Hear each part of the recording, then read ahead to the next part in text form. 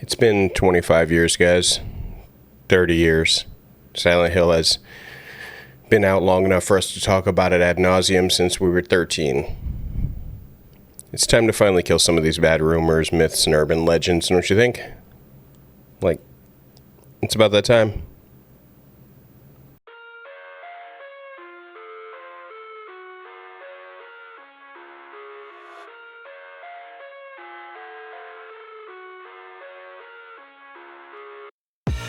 I live inside my own world of make-believe. Kids screaming in their cradles, profanities. What's happening, folks? Big Iron Riot here, a man who specializes in two things: snapback hats and Silent Hill. Plus some other stuff as well. I mean, speaking of which, you should really go check those out. I can't just talk about Silent Hill all day. And today I wanted to cover something that just seems to go on and take on a life of its own. Silent Hill myths, urban legends, rumors, all that good stuff. For the last 25 years, 30 years, we have been at it, and slipping through the cracks have been a number of different fans who've come in with their interjections and just thrown out a thing they've claimed to be a fact. And then after so long, much like the telephone game, that becomes law. It becomes something that gets regurgitated enough times, and then we're all saying it, and we don't know why. I'm about to cover 10 of those things that happen to have gone on with the Silent Hill, and I think I'm going to finally put a nail in that coffin and end these things for good. Will it end things for good? No. Will it stop people from talking these rumors? No. But I am going to call it as I see it. And yeah, that's how we'll get that done. So we're going to get started, and I'm going to get cranking out right away. Here we go.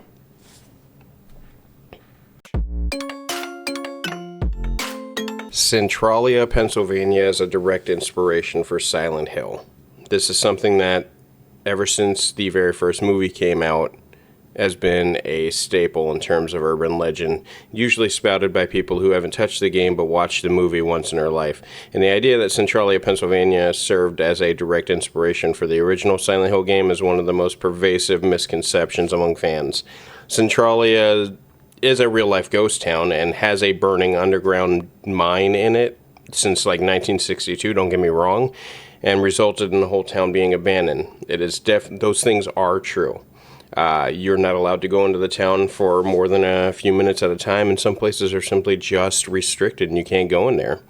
After the Silent Hill film, the idea gained so much traction. It had already been a urban legend and myth on a few, less than reputable websites. But once the movie came out, that was it. It didn't help that in the movie there were coal mines burning underneath Silent Hill as it was. However, the connection between Centralia and Silent Hill only emerged after the original game had already been released. The developers at Konami, led by Kishiro Toyama, didn't base the fictional town of Silent Hill on Centralia. Instead, they were actually influenced by various sources, including Western horror films, literature, psychological themes. The fog and desolation of Silent Hill were a creative choice designed to evoke a sense of isolation and fear. And then before that, it was to cover up the fact that they could not have draw distances set up very well on an old PlayStation, as doing far distances meant it was going to be taxing on the console. The misconception persists because the movie's use of Centralia based as a retroactive association, but it's really essential that you distinguish the game's origin from the film's interpretations, especially if you're talking to a Silent Hill game fan. Let me just tell you now, opening the door, if you mention anything about Centralia, you will get a throat punch. That's just how it works. Pyramid Head is by far the most iconic figure in the Silent Hill franchise. Everyone knows that. And his appearance in Silent Hill 2 is a deeply symbolic one. However, it should be noted in the game, Pyramid Head only served as a manifestation of the protagonist James Sunderland's psyche, specifically representing his guilt and desire for punishment over his wife's death. Okay, that being said, due to his various appearances in every other Silent Hill, the use and purpose for Pyramid Head had slowly transformed, and everyone believed it had, and then they started saying it had, in which eventually he became the executioner of all guilt ever. He was the punisher for all things that ever happened. Dead by Daylight didn't help with this, Silent Hill Homecoming, Silent Hill Downpour, none of that helped. and instead turns Pyramid Head into some sort of tool for destruction based on if you are a bad person or not. First and foremost, this was not the case, and this still is not the case. And as much as you'd like to argue the fact, Masahiro Ito is currently on Twitter right now fighting hordes and hordes of theorists and people with different ideas on how his game or how his character should have been played out or how it is played out. And he's literally having to block people, and he's having to fight them on Twitter to make sure he gets the point across. He's exhausted and he's tired. Leave Masahiro Ito alone. Good Lord, he is going through it right now. This all has to stem from the fact that Pyramid Head had subsequent appearances in other media and games, including Silent Hill and other franchises, where his role often seems detached from the personal narrative of James Sunderland. So as long as there was no James, the definition of Pyramid Head could be warped and altered and perverted. And unfortunately, as much as I hate it, that's how it goes down when you start to reuse a character and turn it into the Mickey Mouse of Silent Hill. However, first and foremost, he does not represent guilt in the series. He has a representation. Beyond Silent Hill 2, he has zero representation. He is not the representation of anything. Instead, he is just a character, a add-on, a monster that goes bump in the night, a boogeyman, these sort of things. But he is not going to be a representation of guilt or punishment or anything else if you see him in anything besides Silent Hill 2. The developers have repurposed Pyramid Head in so many different ways that his original role is muddled and definitely diluted, which is a shame because this was a really good character. So when the remake comes out, I'll be very happy to see him in his prime usefulness and everything is as it should be. Okay, there's a weird little subsection of Reddit and Facebook groups I go into every now and again where they are convinced and theorizing and plotting, or maybe just good old-fashioned trolling, that the UFO endings in Silent Hill are all canon. The Silent Hill series is known for its multiple endings, which can explore all sorts of things, don't get me wrong. But among these endings are the infamous UFO scenes, which are unlocked by completing just ridiculous things and collecting items, so on and so forth.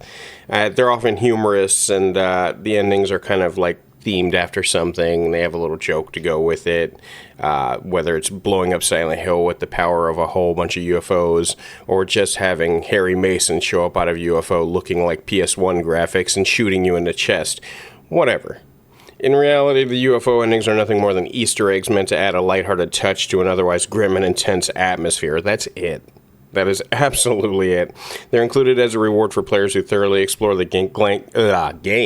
That was not English. And explore and 100% the game and that sort of thing. It's no different than getting sexy beams and Princess Heart costumes. It just... Who said they were real?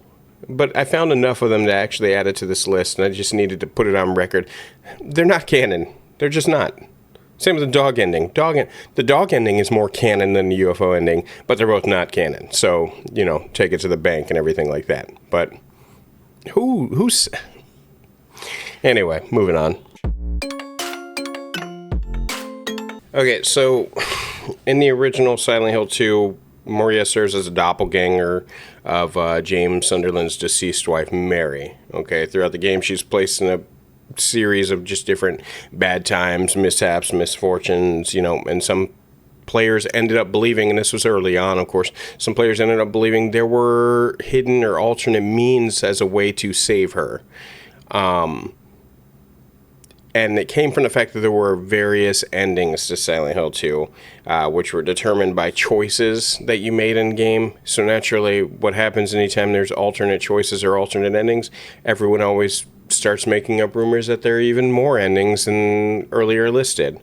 The biggest one was the idea that there was a happier ending. This was speculated for a long time, and it started off classic like Resident Evil 2 did when they said Akuma was in it.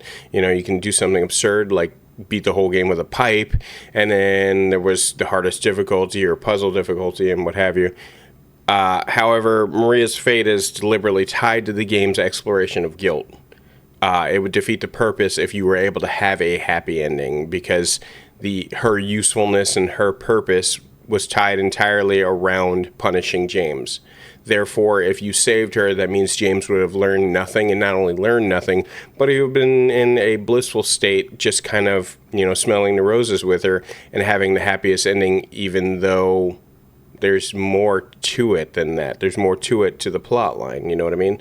So there was a deep confusion there because not a lot of people dove into the psychology of the game back then. Some did, but not a lot. So when they said, hey, you can save Maria, everybody glommed onto that shit and said, yes, let's do that. It's like saving Eris. There's no point to saving her in Final Fantasy VII if, that her whole purpose is to motivate the story after she dies. Oh, spoiler alert. Oh,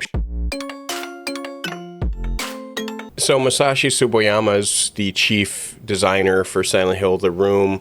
Along with an interview with him and Akira Yamaoka, the sound designer, they asked Tsuboyama, what was the deal? Is Silent Hill 4 a different game? Is it just a different idea entirely? To which he's directly quoted by saying, we wanted to make a sequel after Silent Hill 3, and you could say that was the initial concept. But upon that, we needed to implement a whole lot of new flavor to the sequel. Otherwise, it would have been the same old Silent Hill. So for that, we created The Room as the concept for the game so that we could use to represent the contrast between the normal and the abnormal life, which changes suddenly. For the scenario, we got our general influence from a book called Coin Locker Babies, which is written by a Japanese writer called Ryu Murakami. It talks about a baby abandoned in a coin locker. That was the general background. This idea that Silent Hill 4 was something else entirely is a misunderstood or misrepresentation of what was quoted in the interview. Now, there have been a series of other people putting in their own 2 cents after the fact, and some have even said Silent Hill 4 was a mistake that never should have happened. This was just some other idea that they slapped the word Silent Hill to, but that is in fact not the case. Silent Hill 4 was their way of branching off and doing something new, and they did, and a lot of people hated it, and a lot of people loved it. It all depends on who you are. I personally loved a few things about it, hated a few things about it. But ultimately, there was no other offhanded idea. This isn't like Cloverfield Lane, where it was an idea that they just added to the Cloverfield universe and told you, yeah, now it's a part of this thing. It was Silent Hill 4. It was intended to be Silent Hill 4. So let it die. Silent Hill is not based on a true story. That's it. That's all I got. There were a lot of people trying to say that it has connections and ties to every other God-given story in the news in the last 50 years. It does not. None of it does. A list of inspirations by the creators, writers, and art directors, and even sound designers list fictitious material as all of their inspiration, not the story about some guy who went into a town to look for his daughter and there was some coal mines or something. Just stop it. Okay, there's something you guys are going to have to understand about Heather Mason, Cheryl Gillespie, Heather Gillespie, whatever. What you're going to have to understand is, while these are all divergent souls in the beginning of the story, what you also have to understand is that basically there was a rebirth at the end of part 1, and that's where Heather was born. Heather isn't actually Cheryl Mason at all, or Cheryl Gillespie at all. Now, she did opt for that name in part 3 at the end if everything runs, accordingly and you don't have to stab your friend Douglas. However, this is an entirely new person. Rebirth does not mean you're rebirthed into the same person. It means you're rebirthing into a different person. Now, you can have the same fate and you can have the same problems that arise in this matter, which is, giving birth to a god, but in the end, you're still a different person. So for those that see Heather and call her Cheryl because they think they're smarter than the rest of the world and they played all the games twice and backwards and speed ran it for an hour and a half, it's not. Cheryl's gone. Cheryl's been dead. Now, there is a cult hanging on to the idea that Cheryl's alive, but Cheryl went down with Dr. Kaufman and Dahlia in the middle of a grated fence in the floor in the center of Silent Hill, and that was it. That was a wrap. Heather Mason is the only one left standing after this.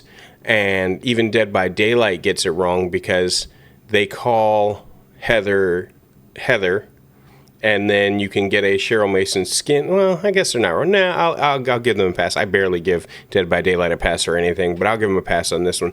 But otherwise, those people that want to come in and correct you and go, "Oh, you mean Cheryl?" Oh, actually, no. There is no differentiation between the two because they are two separate people. So the biggest differentiation is the fact that they're not even the same person. Let it go. They're not the same person. I cannot stress this enough.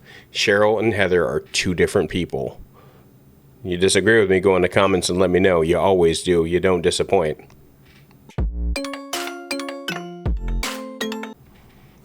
There is nothing that says any part of the storyline has a cult or the Order or followers or acolytes worshiping Pyramid Head. There's nothing actively showing that he is any sort of deity.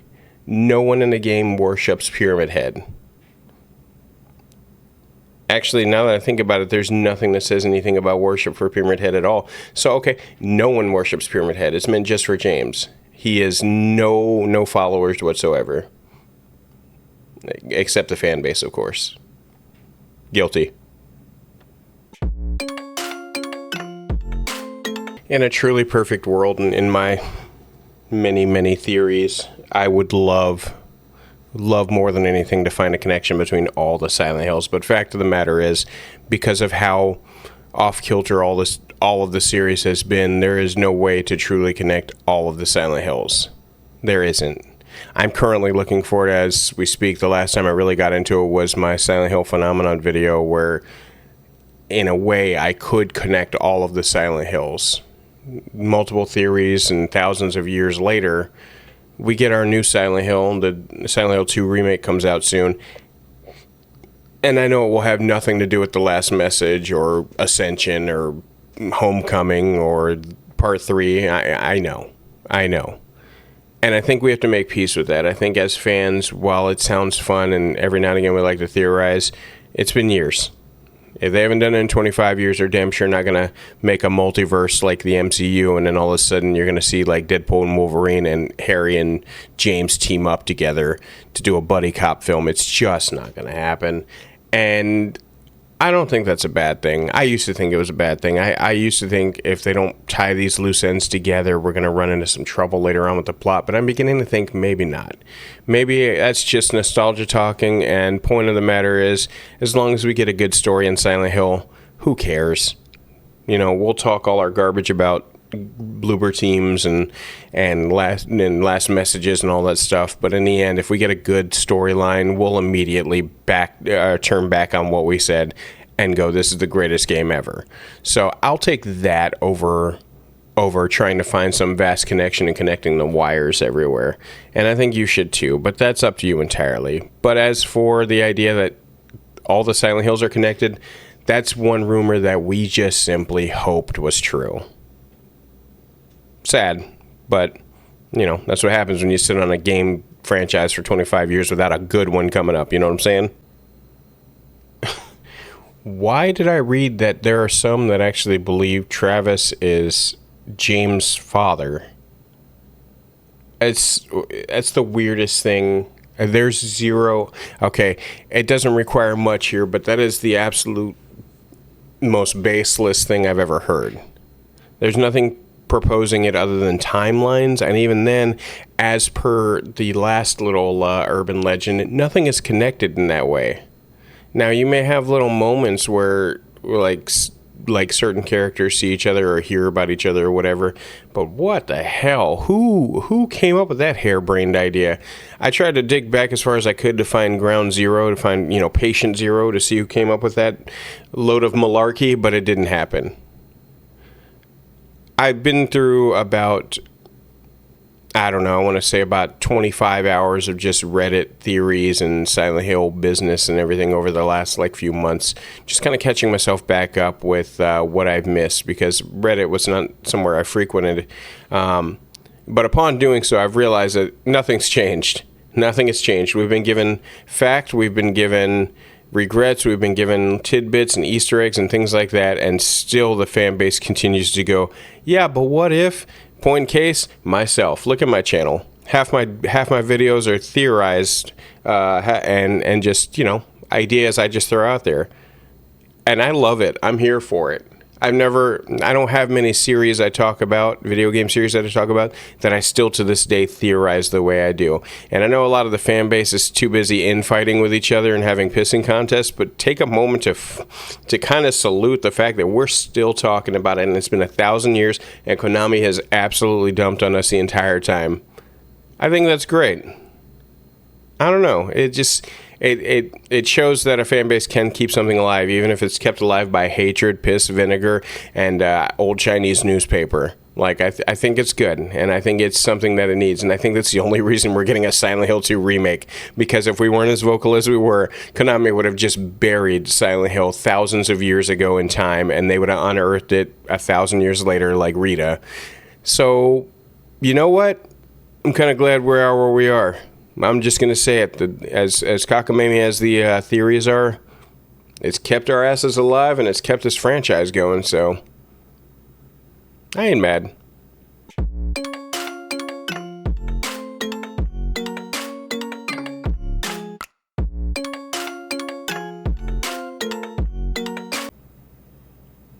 Like and subscribe for more. When Silent Hill 2's remake comes out, I have the special edition. I can't wait to live stream and make sure that everybody gets to see it, and we'll see at the same time how good this thing is. Like and subscribe, though, so I can see you again, huh?